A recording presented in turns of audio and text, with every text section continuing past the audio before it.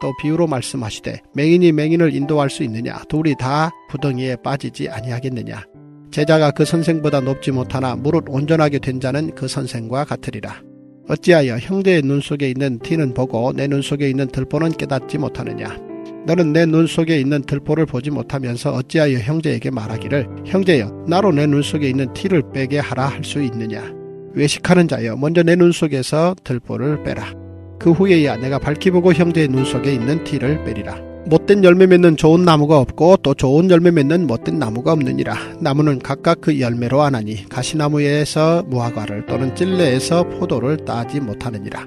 선한 사람은 마음에 쌓은 선에서 선을 내고 악한 자는 그 쌓은 악에서 악을 내나니 이는 마음에 가득한 것을 입으로 말함이니라. 너희는 나를 불러 주여 주여 하면서도 어찌하여 내가 말하는 것을 행하지 아니하느냐? 내게 나와 내 말을 듣고 행하는 자마다 누구와 같은 것을 너희에게 보이리라. 집을 짓되 깊이 파고 주초를 반석 위에 놓은 사람과 같으니 큰 물이 나서 탕류가 그 집에 부딪히되 잘 지었기 때문에 능히 요동하지 못하게 하였거니와 듣고 행하지 아니하는 자는 주추 없이 흙 위에 집 지은 사람과 같으니 탕류가 부딪힘에 집이 곧 무너져 파괴됨이 심하니라 하시니라. 하나님, 진실로 우리 인생 가운데 살면서 하나님, 내가 사람을 좋은 길로 인도하기를 원합니다. 나 때문에 한 사람이 멸망받는 것이 아니라 나 때문에 한 사람이 구원받기를 원하고 나 때문에 한 사람이 좋은 길로 인도받기를 원합니다.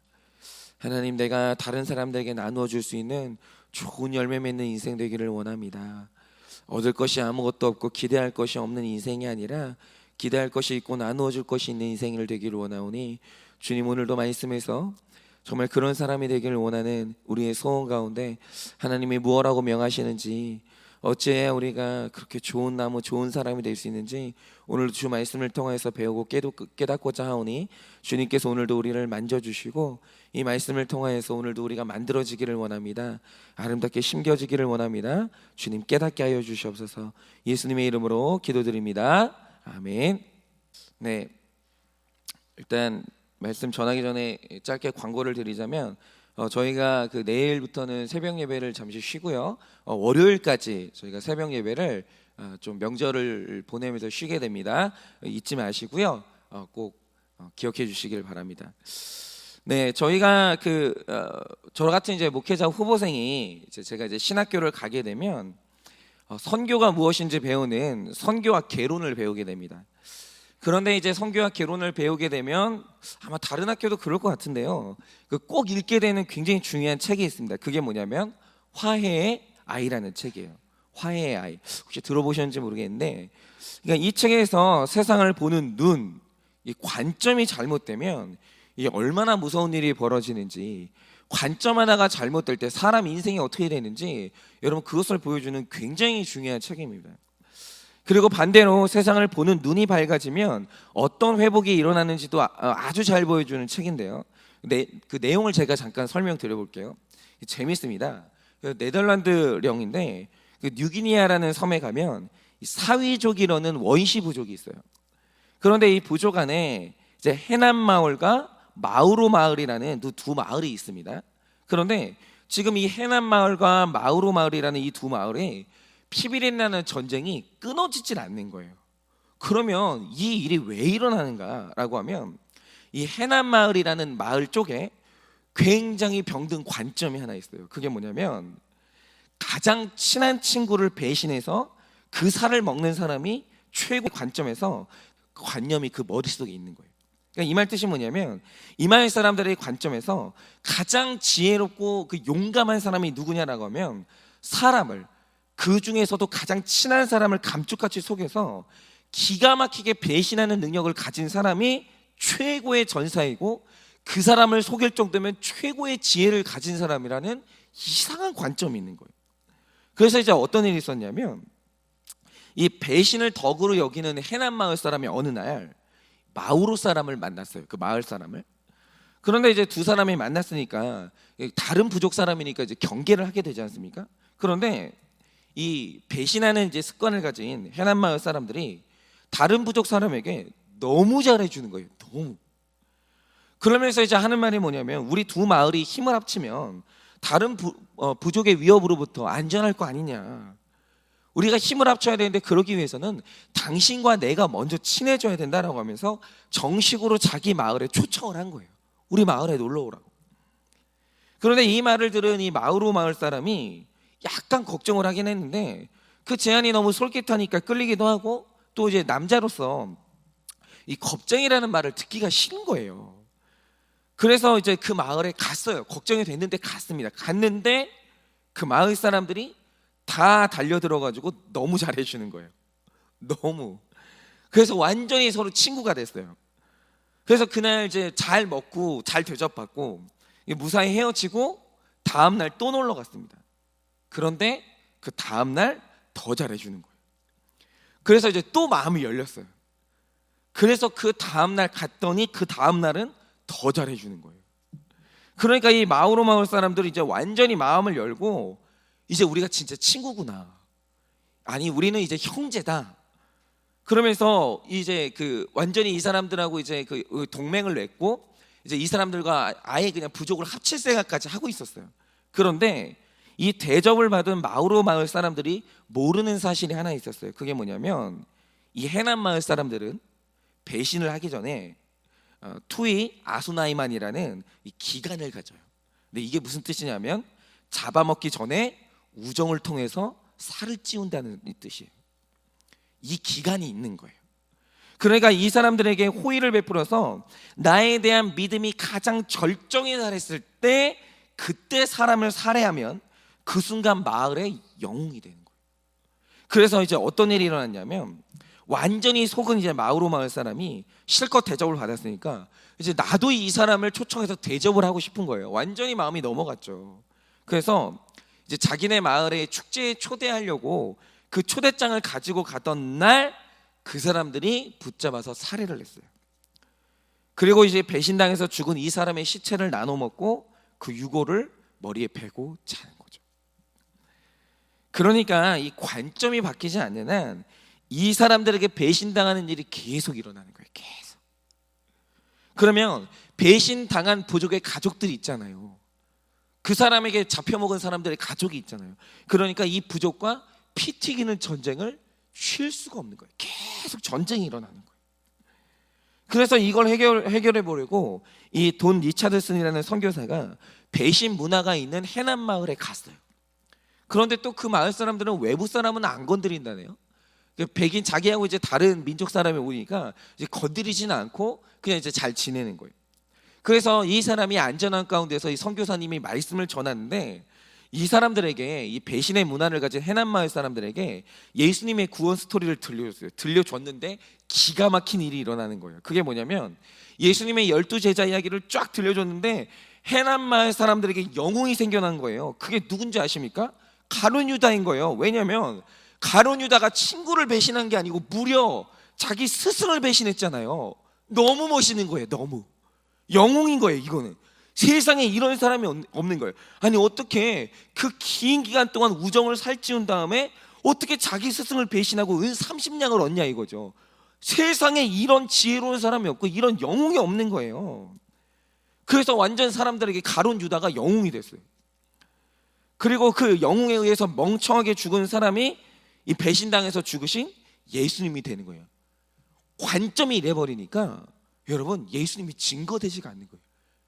메시아가 가룟 유다가 영웅이 되고 메시아가 멍청한 인간이 되는 거예요. 여러분 이게 바로 관점의 무서움이에요. 여러분 지금도 성경을요 이런 눈으로 읽는 사람 많다는 거 아십니까? 성경을요 경영서적으로 읽는 사람이 있어요. 여러분 예수님을 CEO로 보는 사람이 있어요. 구원자가 아니라. 여러분 이 성경에서 어떻게 하면 돈을 잘 벌 수 있는지 자기 개발의 관점에서 보는 사람이 있다라는 거예요. 구원이 아니에요. 여러분 이것이 바로 이 관점의 무서움이에요. 관점이 병들면 유다가 영웅이 되고 예수님이 패배자가 되는 거예요. 예수님이 갑자기 혁명가가 된다니까요. 어떻게 이런 일이 일어날 수 있습니까? 관점의 무서움인 거예요. 그러니까 이 선교사가 기가 막히는 거예요. 아무리 설명을 해도 설명할 길이 없는 거예요. 그래서 이 선교사가 포기를 했어요. 그래서 이 포기를 선언을 하면서 이 사람들한테 이제 얘기를 한 거죠. 나는 당신들을 도저히 설득할 방법이 없다. 난 이제 떠나겠다라고 하니까 이 사람들이 그때 좀 다급해진 거예요. 이게 선교사님이 가져다 주는 구호 물품도 있었고 이 좋은 것들이 있었기 때문에 이제 좀 이 사람이 떠나기를 원치 않은 거예요. 그래서 이제 이 사람들이 이제 그러면 우리가 화해를 한번 해보겠다라고 하면서 처음으로 밝힌 풍습이 하나 있는 거예요. 그게 뭐냐? 이 섬에는 배신의 풍습이 있으니까 화해를 하려고 해도 말로는 믿을 수가 없잖아요. 그래서 정말 최후의 수단으로 진짜 화해를 하려고 할 때 그때 최후의 수단으로 가지는 마지막 풍습이 있어요. 이 풍습을 행하면 믿을 수 있는 거예요. 그게 뭐냐? 화해를 맺고자 하는 두 부족이 있어요. 그러면 그 부족의 부족장에 아이가 있을 거 아니에요? 그러면 화해를 하고자 하는 상대방의 이제 부족장이 자기 아이를 상대편 부족에게 보내는 거예요. 맞교환하는 거예요. 그리고 그 아이를 키우는 거예요. 말하자면 이 적진에 내 아이, 그 부족에서 가장 영향력 있고 가장 지도력이 있는 지도자의 아이를 그 부족에 보내는 거예요. 그러면 어떤 일이 일어나겠습니까? 만약 한쪽이 배신을 한다? 그러면 그 부족장의 아이는 배신의 대가로 죽어야 돼요. 그러니까 내 자녀가 그 땅에 있는 한 절대로 부족장은 그 땅을 칠 수가 없는 거예요. 내 아이의 생명이 위태로워지기 때문에. 그러니까 모든 것들 속에서 확실한 이 평화의 상징이 뭐냐, 그리고 이 화해의 상징이 뭐냐라고 하면 서로의 평화를 위해서 보내는 이 아이인 거예요. 그런데 그 부족들이 이 아이의 이름을 뭐라고 부르냐? 화해의 아이라고 부르는 거예요. 여기서 돈 리처드슨이 예수님을 설명한 접점을 찾게 돼요. 그래서 사람들에게 이 예수님을 뭐라고 설명하냐? 예수님은 하나님이 죄 지은 이 땅과 화해하기 위해서 보낸 하나님의 아들, 화해의 아이가 예수님이라는 거예요. 그런데 이 화해의 징표로 보낸 그 아들을 배신자 유다가 죽였다라는 거예요. 여러분은 어떻게 생각하느냐 물어보니까 세상에 이건 있을 수 없는 일이라는 거예요. 아니, 화해의 표징으로 아이를 보냈는데 어떻게 그 아이를 죽이냐는 거예요. 우리가 배신의 풍습이 있지만 화해의 아이를 죽이는 것은 있을 수 없는 배신이라는 거예요. 이거는 일어나서는 안 되는 일이라는 거죠. 그 사람들이 그걸 납득을 하는 거예요. 그러므로 배신은 영웅적인 행동이 아니라 세상에서 가장 악한 죄라는 것, 그리고 우리가 그 화해의 아이를 죽인 죄인이라는 것을 설명을 하는데, 이때 해난마을 사람들이 이 배신이, 내가 행하는 배신이 얼마나 악한 죄인지를 깨달아요. 그리고 우리가 그 예수 그리스도라는, 성경에 나와 있잖아요, 예수 그리스도라는 이 화해의 아이를 죽였다는 사실을 알고 이 사람들이 충격에 빠져요. 그리고 하나님께 용서를 받기 위해서 이 사람들이 회개를 하기 시작해요. 그러면서 그 땅에 악한 풍습 있죠. 투이 아소나이만이라는 이 사람을 죽이고 속이고 죽이는 이 풍습이 그 땅에서 비로소 사라져요. 관점이 바뀌니까, 눈이 회복되니까 그 땅의 악한 습관이 사라지고 회개가 일어나면서 그 땅에 생명이 살아나는 거예요. 여러분, 오늘 예수님이 마지막으로 말씀하시는 평지 설교의 내용이 바로 이거예요. 여러분, 오늘 이 말씀을 보면은 이 말씀이 두 가지로 나눕니다. 구원받은 사람의 성화에 대해서 말하는 이 구절이 있고, 구원받지 못한 사람의 이 구원에 대해서 말하는 구절들이 있거든요. 그런데 오늘 말씀은 성화가 아니에요. 오늘 말씀은 구원에 관한 말씀이에요. 이 말씀을 지키지 않으면 구덩이, 즉 지옥에 빠지게 되고, 이 말씀을 지키지 않으면 그 사람의 지은 집이 완전히 무너져 내리는 멸망을 당하게 되는 거예요. 그런데 오늘 말씀에 사람을 구덩이로, 즉 지옥으로 인도하는 맹인이 나오는데, 여기서 말하는 맹인은 지금 예수님을 죽일 의논을 하는 바리새인을 의미해요. 그런데 너무 웃기지 않습니까? 세상에 이들의 눈이 얼마나 멀어버렸는지, 이들이 사람들을 끌고 가는 구덩이가 어디냐? 자기를 구원하려고 오신 분을 죽이려고 의논을 하는 거예요. 날 구원하려고 하는데 날 구원할 사람을 죽이는 거예요. 여러분, 내 생명줄을 잡고 있는 사람한테 칼을 찌르는 거예요. 그럼 어떻게 돼요? 내가 죽잖아요. 그걸 알아볼 눈도 없는 거예요. 오늘 성경은 사람이 구원받지 못하고 지옥에 가는 이유가 뭐냐? 눈의 문제라고 얘기하는 거예요. 그건 행위의 문제가 아니라는 거예요. 눈의 문제라는 거예요. 그러면 이들이 왜 자기 구원자를 죽일 계획을 합니까? 이유가 뭐냐면 성경을 읽는데 너무 심각한 관점의 오류가 있는 거예요. 말씀을 보는 그 오류가 뭡니까? 이 해난 마을 사람들은 배신, 사람들을 배신하는 것이 최고의 덕목이잖아요. 그런데 이 바리새인들의 최고의 덕목이 뭐냐? 남의 죄를 찾아내는 게 최고의 덕목인 거예요. 성경에 보면 그렇게 나와요. 남의 죄를 찾는 게 이 바리새인들이 가질 수 있는 최고의 지혜고 최고의 덕목인 거예요. 남의 죄를 가장 잘 정죄하는 사람이 최고의 영웅이고 성경을 제일 잘하는 사람이에요. 여러분, 이게 얼마나 병든 관점이에요. 그러니까 이 사람들의 특별히 잘못된 관점이 뭐냐면, 사람이 의인이어야 천국에 가는데, 우리도 마찬가지입니다.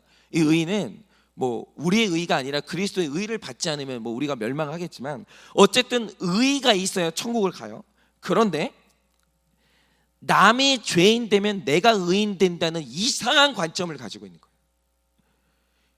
남이 죄인인 걸 증명하면 내가 의인 된다라고 하는 이상한 관점을 가지고 있는 거예요. 그런데 오늘 예수님이 하시는 말씀이 뭡니까? 남의 죄를 100만 개 발견해도 내 안에 있는 죄 하나를 해결하지 못한다는 거예요. 그게 오늘 말씀이 말하는 거예요. 네가 살면서 몇십만 개 남의 죄를 뽑아내고 남의 죄를 지적해도 네 안에 있는 죄 하나도 해결되지 않는다라는 거예요. 그러므로 이 구속사적 관점에서 열매 맺지 못하는 못된 나무가 뭐냐? 남의 죄 보는 눈은 있으나 자기 죄 보는 눈은 멀어버린 그 눈먼 세상에서 눈먼 이 나무가 세상에서 가장 못된 나무고, 그 나무에게서는 구원의 열매가 단 한 개도 열릴 수 없다라는 거예요. 내 죄 보는 눈이 없으면.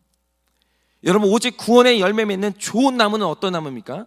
남의 죄가 아니라 모든 사건에서 내 죄를 보는 그 관점을 가진 나무, 모든 사건의 원인을 나에게서 찾는 나무. 저 로마가 나를 괴롭히는 사람이 아니라 내가 회개하고 겸손해지도록 수고하는 이 사람이라는 걸 그 간파하는 나무, 그 눈이 있는 나무, 그 좋은 관점 가진 나무가 구원의 열매를 맺는 나무라는 거예요. 그리고 심지어는 다른 사람도 구원으로 인도하는 나무라는 거예요. 여러분, 그래서 우리가 내 죄를 본 그 간증을 사람들 앞에서 하는 거예요. 왜요? 내 죄를 본 간증을 계속하면 다른 사람도 나를 따라서 자기 죄를 보는 곳으로 가거든요. 그게 바로 사람이 사람을 구원으로 인도하는 방법이에요. 그런데 남의 죄를 지적하는 모습을 계속 보고 자란 사람은 그 사람도 남의 죄를 보는 습관을 가지게 돼요. 같이 지옥으로 가는 거예요. 여러분, 우리가 주일학교를 다닐 때부터 가장 먼저 배우는 한 줄의 구원 원리가 뭡니까? 예수님이 나 위해서 돌아가셨다는 거예요. 그거 저는 어릴 때부터 배웠어요. 주일학교 가면은 제일 먼저 배우는 한 줄의 진리가 뭐냐? 예수님의 십자가가 나 때문이었다는 거예요. 예수님이 나 위해서 돌아가셨다는 거예요. 여러분, 구속사의 중심은 무조건 나예요. 성경의 주인공은 나예요. 나 외에 다른 주제는 없어요. 성경에 남을 위한 성경은 없어요. 나를 위한 성경이 있는 거지. 그러므로 이 세상에서 가장 악한 죄인이 누구냐고 할 때 무조건 대답은 나라고 해야 되는 거예요. 구속사적 관점이 열린 사람은 내가 보여야 되고 내가 생각나야 돼요. 그런데 46절에 예수님이 답답해서 하시는 말씀이 뭡니까? 너희는 나를 불러 주여 주여 하면서도 내가 말하는 것을 행하지 않는다는 거예요. 그런데 이 말씀을 쭉 이제 관통해서 보면 주님이 행하지 않는다고 말하는 것 중에 가장 악한 게 뭐냐라고 하면 관점을 안 바꾸는 거예요. 이거 하나 관점. 눈을 안 바꾸는 거예요. 주님이 보실 때 인간의 악행 중에서 가장 악한 악행이 뭐냐? 눈을 안 바꾸는 거예요. 관점의 방향을 안 바꾸는 거예요. 그런데 남의 죄를 보니까 어떤 열매가 자꾸 일어나냐? 회개가 아니라 원망이 자꾸 일어나요. 용서가 아니라 정죄를 하는 거예요. 관점이 안 바뀌니까 행위가 안 나오는 거예요. 여러분, 바로 이겁니다. 사람이 관점이 안 바뀌면 이 땅에서도 지옥을 살아야 돼요. 관점이 안 바뀌면 이 땅에서도 지옥을 살다가 죽어서도 지옥을 가야 돼요. 그거는 제가 늘 말씀드리지만 인격의 문제도 아니고 그건 의지의 문제가 아니에요. 관점의 문제예요. 눈의 문제. 여기가 이제 명절입니다. 그런데 사실은 이게 우리나라만 있는 습관인지 모르겠는데 명절만 지나면 온 나라가 긴장 상태에 빠져요. 그 좋은 명절 지내고 왜입니까? 명절만 지나면 부부간에 이혼율이 치솟는다고 합니다. 명절만 지나고 나면 가정마다 다툼이 어마어마하게 일어나요. 왜입니까?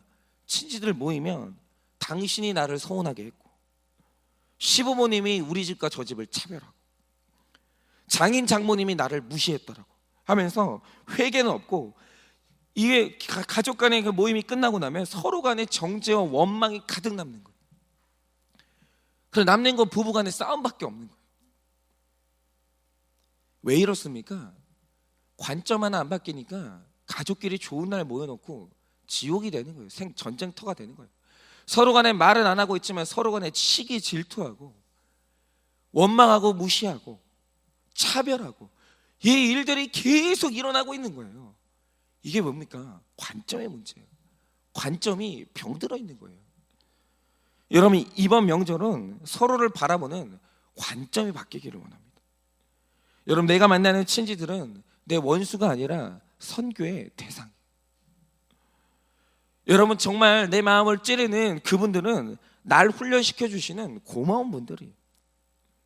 여러분, 내 가정에 화해가 일어나고 내 가정에 회복이 일어나려면 내 죄 보는 회개가 일어나야지 배신과 정죄를 해봤자 그치는 싸움은 없다라는 거예요. 아무리 시부모님의 잘못을 증명하고, 아무리 내 형제의 잘못을 증명하고, 아무리 내 남편, 내 아내의 이 잘못을 증명해도 바뀌는 건 1도 없어요. 그래봤자 해결되는 내 문제는 아무것도 없다라는 거예요. 여러분, 오늘 화해가 일어나야 돼요. 여러분, 이 명절이 화해의 계기가 되고, 이 명절이 구원의 날이 되고, 이 명절이 화목의 날이 돼야 돼요. 그러려면 방법은 딱 하나밖에 없습니다. 이제는 좀 관점이 바뀌어야 돼요.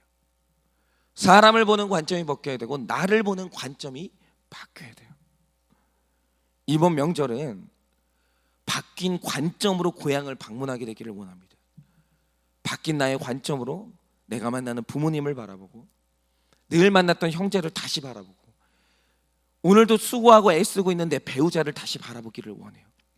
그래서 관점이 바뀐 우리가 모였을 때 그 자리에서 구원이 일어나고 화해가 일어나고 회복이 일어나는 진짜 아름다운 명절이 되어지기를 예수님의 이름으로 간절하게 축원을 드립니다. 이 시간에 우리 다 같이 한번 기도하시죠.